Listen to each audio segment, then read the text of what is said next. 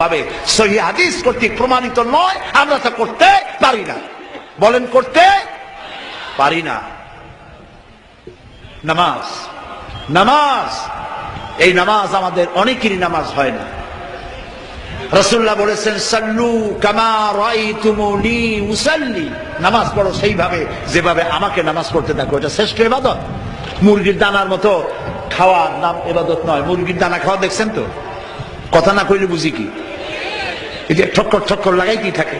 সেজদা একটা দিয়া আর একটা দেওয়ার জন্য মোটেও সময় নেই। আরেকটা রুকু দিয়া দাঁড়াবার আগেই সেজদা, সেজদা শেষ হওয়ার আগে আরেকটা সেজদা। নামাজ হয় নাই।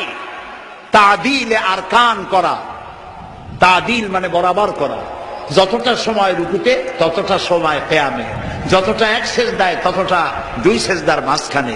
এটা করতে পারলাম না, নামাজ রসুলের মতো হইল না। আপনার নামাজ হবে না আমি তা বললাম না, আল্লাহ খুব ভালো জানেন নামাজ হবে কিনা। কথা বুঝে আসতেছে? এই নামাজের উপরে চট্টগ্রাম তাফসীরুল কোরআন মাহফিলে প্রায় 2 ঘন্টা নামাজের উপরে আলোচনা করেছিলাম।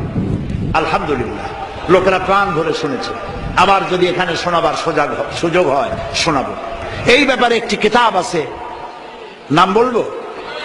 বর্তমান বিশ্বের শ্রেষ্ঠ হাদিস বিশারদ আল্লামা নাসিরউদ্দিন আলবানী রাহমাতুল্লাহ আলাইহি, তার লেখা সালাতুর রসুল, রসুল্লাহর নামাজ, একটি বই আছে।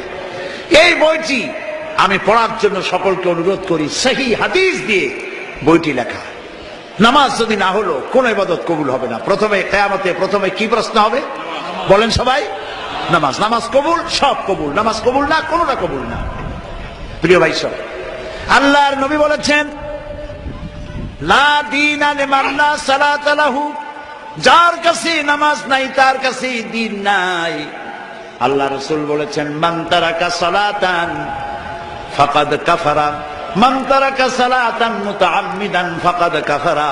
ইচ্ছে করে নামাজ ছেড়ে দিল, কাফের হয়ে গেল।